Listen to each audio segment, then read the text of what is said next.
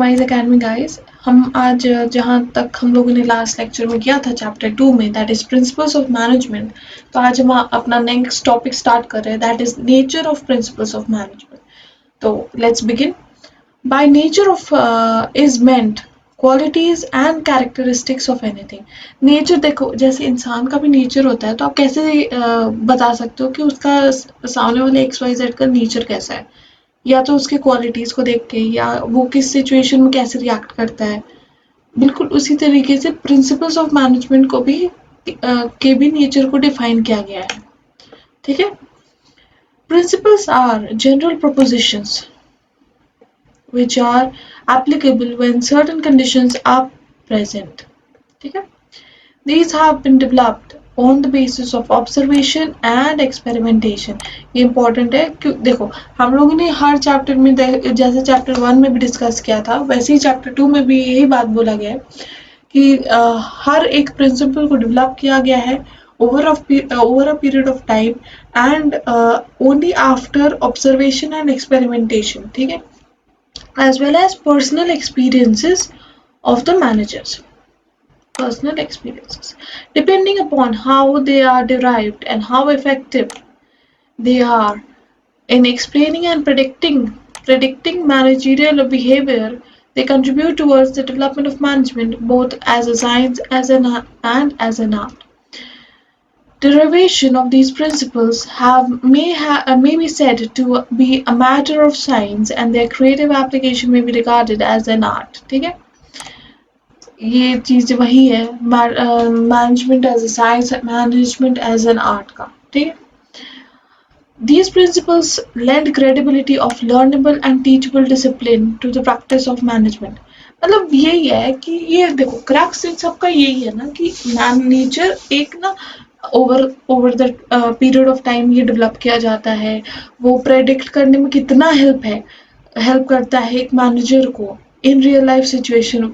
और ये डिपेंड करता है कि ये प्रिंसिपल कितना क्रेडिबल है, कितना रिलायबल है इन टाइम्स। जो रियल लाइफ सिचुएशंस होती है ना, उस पर कितना ये चीज़ एप्लीकेबल की जा सकती है, वो डिपेंड करता है इन प्रिंसिपल्स पे। और इन प्रिंसिपल्स को वो एक देखो, जो जितनी ज़्यादा अच्छी तरीके से एक सिचुएशन में फिट की जा सकती है, और जिसका जो ऑब्जर्वेशन है, जो वाइल डेवलपिंग द प्रिंसिपल, वो जितना रियल लाइफ सिचुएशन में भी जितना मैच करता है, उस पे हम ये डिसाइड करते हैं कि प्रिंसिपल सच में अच्छा है या नहीं। As such, ascent to managerial position may not be a matter of birth, but a matter of requisite qualifications. देखो, जब भी आप एक मैनेजर को चूज करते हो, वो एक मैनेजर का बेटा मैनेजर नहीं बनता। इसका मतलब देखो, इस लाइन में मतलब ये है कि आप बाय बर्थ ये चूज नहीं कर सकते हो कि आप मैनेजर बनोगे, या आपके फादर मैनेजर है तो आप भी मैनेजर बनोगे। ये सिर्फ डिपेंड करता है आपकी क्वालिफिकेशंस क्या है, आप उस काम को करने में कितने सक्षम हो, कितने अच्छे हो, वो डिपेंड करता है क्वालिफिकेशंस पे। Clearly management principles have gain importance with increasing professionalism in of management. देखो, मैनेजमेंट ना पहले जब फैमिली बिजनेस हुआ करती थी ना, तो उतना प्रोफेशनलिज्म नहीं था वो। लेकिन जब से ये प्रोफेशनल एक स्ट्रक्चर आ गया, जैसे कंपनी के फॉर्म में हो गया, और जब दूसरे जगह से, दूसरे फैमिली से, दूसरे कम्युनिटीज, दूसरे कंट्री से लोग आके काम करने लग रहे हैं ना, तब ये एक ज़्यादा प्रोफेशनल बिहेवियर हो गया है, मैनर हो गया, जिसमें एक मैनेजमेंट काम करता है। These principles are guidelines to actions. ये देखो, ये गाइड करती है। We denote a cause and effect relationship. While functions of man, देखो cause and effect relationship का मतलब ये है ना कि जैसे साइंस में क्या होता है कि अगर आप ये चीज होगा तो उसका इफेक्ट यही होगा, और ये हर जगह सेम है। ठीक है, वैसे ही मैनेजमेंट में है, अगर आपका गाइडलाइंस वो गाइड करती है आपके एक्शंस को, आपको हेल्प करती है। While planning, while functions of management, planning, organizing, देखो ये आने वाले चैप्टर्स के नाम है। Planning, organizing, staffing, directing, and controlling are the actions to be taken while practicing management. Principles have help managers to take decisions while performing these functions. The following point summarise the nature of principles of management. पहला है universal acceptable applicability. इसका मतलब ये है कि ये कहीं भी आप चले जाओ, किसी भी सेक्टर में आप चले जाओ, चाहे वो स्मॉल स्केल इंडस्ट्री हो, लार्ज स्केल इंडस्ट्री हो, प्रॉफिट मेकिंग हो, नॉन प्रॉफिट मेकिंग हो, गवर्नमेंट का हो या प्राइवेट का हो।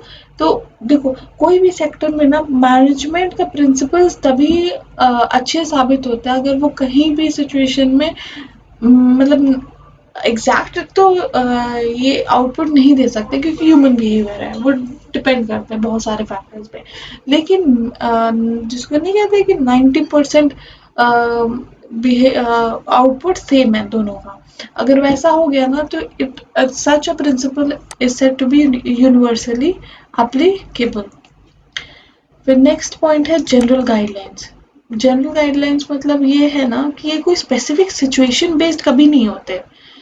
जो आप आगे हम लोग प्रिंसिपल्स पढ़ेंगे ना, वो सिचुएशन बेस्ड नहीं हो सकते कि आप इस सिचुएशन में इसको यूज करो।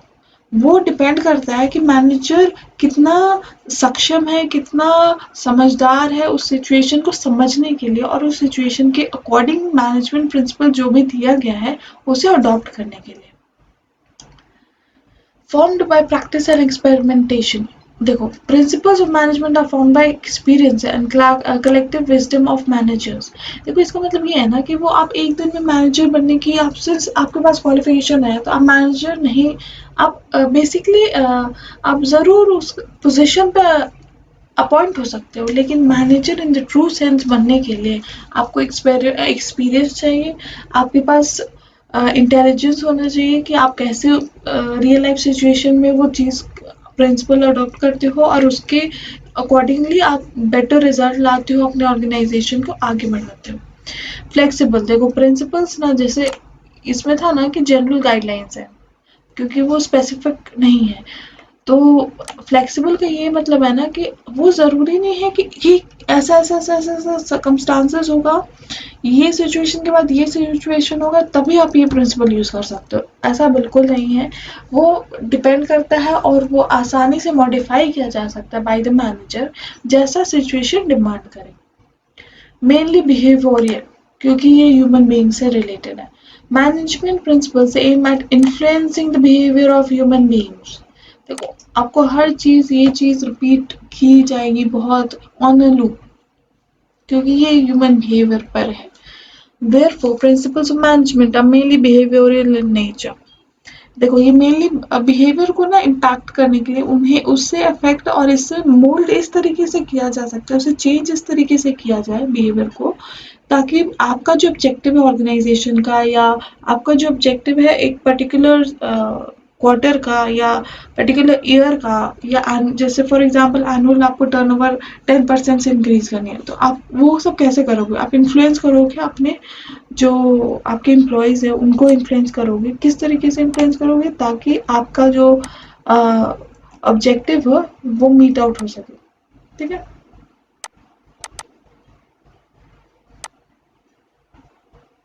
Therefore, ये आप पढ़ लेना। फिर cause and effect relationships। The principles of management are intended to establish relationship between the cause and effect so that they can be used in similar situations in large number of cases। देखो, exact situation match नहीं कर सकता कभी भी, लेकिन similar situation, similar का मतलब ये है कि बहुत हद तक एक दूसरे से मिलता हुआ सिचुएशन में आप यूज कर सकते हो इसे, तब जाके वो एक प्रिंसिपल यूजफुल कहा जा सकता है। सेकेंड इज कंटिंजेंट का मतलब होता है जैसे सिचुएशन कोई एक जैसे कंटिंजेंट हो गया कि आपके क्लास में आपके टीचर ने कहा कि आज हम सरप्राइज टेस्ट लेंगे, तो वो हो गया कंटिंजेंट। या कहीं आप बाहर गए और आपके पास पैसा कम हो गया, तो आपके जो एक छुपा हुआ पॉकेट में रहता है पैसा हमेशा, वो हो गया कंटिंजेंट। जैसे सिचुएशन अगर एक्सट्रीम सिचुएशन हो गया तो आप उसे कैसे मैनेज कर सकते हो। The application of principles of management is contingent। या contingent का मतलब होता है depending upon the prevalent situation। जो situation है ना उसके accordingly आपका वो मैनेजमेंट का प्रिंसिपल अप्लाई किया जाए। The application of principles has to be changed as per requirement। देखो, वो सेम नहीं हो सकती ना, तो वो चेंज की जाएगी जैसे सिचुएशन डिमांड करेगा। ये है कि डॉक्टर किरण मजूमदार शॉ के बारे में।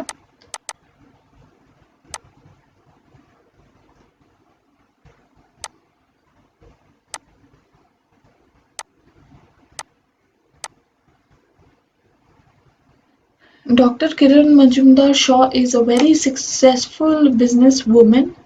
आप इनके बारे में पढ़ लेना। उनकी कंपनी का नाम है Biocon biochemicals limited of Ireland.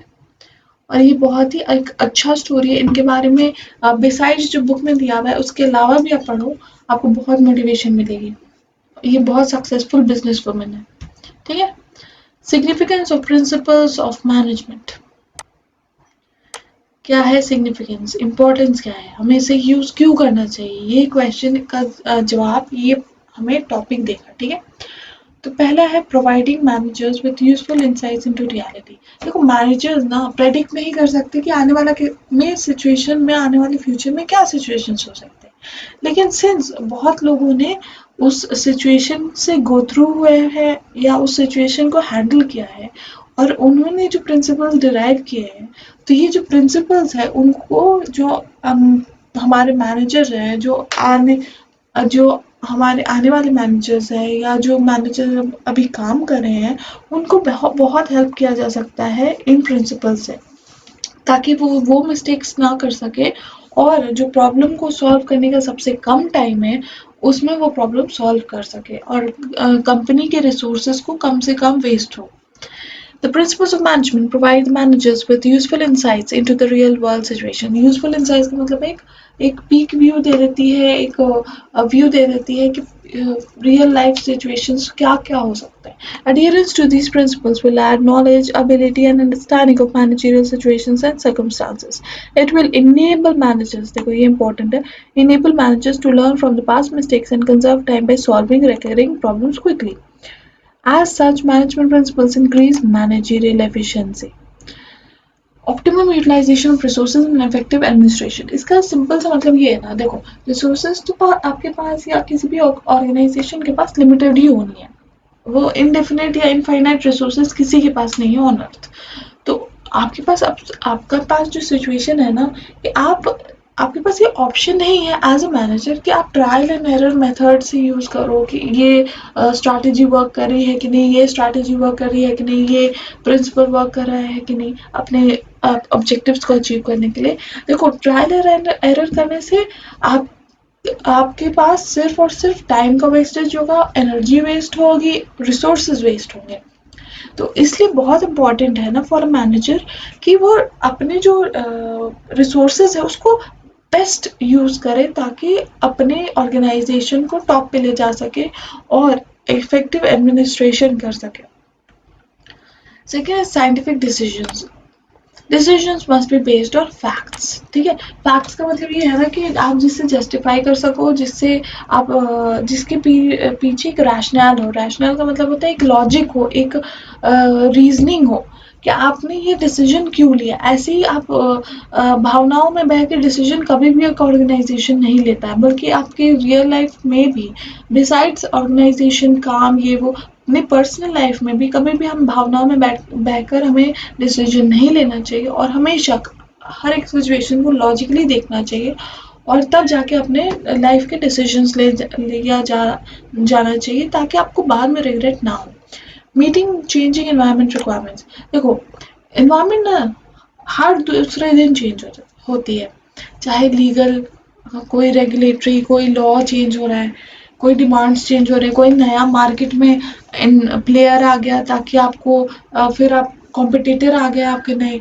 तो इसलिए आपको बहुत ज़रूरी है ना कि वो इन्वायरमेंट जो चेंज हो रही है ना रोज़, आपको एक ऐसा प्लान, आपको एक तैयारी रखनी पड़ेगी ताकि आप हर वो सिचुएशन को इफेक्टिवली हैंडल कर सको। Although the principles are in the nature of general guidelines, but they are modified and as such help managers to meet changing requirements of environment. भले ही देखो वो जनरल टर्म्स में कहा गया है, लेकिन पहले भी हमने कहा कि उसे modify as per the situation किया जा सकता है और करना भी चाहिए बेशक, ताकि आप उससे अपना बेस्ट आउटपुट बेस्ट रिजल्ट ले सको। फिर fulfilling social responsibility. Social responsibility एक बहुत इंपॉर्टेंट कॉन्सेप्ट है आज के कॉर्पोरेट वर्ल्ड में।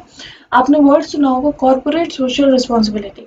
इसका मतलब ये है कि ना एक कंपनी, कोई भी, देखो कंपनी हम जनरली कहते हैं लेकिन ऑर्गेनाइजेशन किसी भी फॉर्म में हो सकती है, तो हम कंपनी कहेंगे। ठीक है। लेकिन आप कंपनी में जब भी कहूँ तो आप ये समझ लेना कि किसी भी फॉर्म ऑफ ऑर्गेनाइजेशन में ये चीज़ यूज़ हो सकती है। तो कंपनी में आजकल लीगल रिक्वायरमेंट क्या है ना कि आपको 2% 3% अपने जो टर्नओवर है, आपके जो सेल्स है, उसका सोसाइटी के लिए, कम्युनिटी के लिए, इन्वायरमेंट के लिए कुछ ना कुछ अच्छा करना होगा। देखो इसका बेसिक लॉजिक रीज़न क्या है कि सिंस एक ऑर्गेनाइजेशन रिसोर्सेज लेती है सोसाइटी से, कम्युनिटी से, जगह से लेके, पानी से लेके, रॉ मटेरियल, सब कुछ, लेबर, तो उनकी भी एक अधिकार, उनकी एक रिस्पॉन्सिबिलिटी बनती है, उनका दायित्व बनता है कि वो जितना लेती है इन्वायरमेंट से उतना दे इन्वायरमेंट को। Second is management training education and research. देखो जो हम ट्रेनिंग करते हैं, जो हम मैनेजमेंट का एजुकेशन लेते हैं in the form of a degree और कोई भी ट्रेनिंग जो हमारे बिसाइड्स जॉब करते हैं, तो उससे हम इन्वायरमेंट, हम प्रिंसिपल्स ऑफ मैनेजमेंट के बारे में समझ सकते हैं। Principles of management are at the core of management theory, as such they are used as the basis of management training. ठीक है, इसका मतलब वही है कि आपको ट्रेनिंग में यूज किया जाता है और ये चीजें आपको आनी चाहिए इन नॉर्मल लाइफ। ठीक है। टेलर साइंटिफिक एंड मैनेजमेंट, ये बहुत इंपॉर्टेंट कॉन्सेप्ट आपसे स्टार्ट होता है, तो इसको हम लोग नेक्स्ट क्लास में टैकल करेंगे। Till then bye bye.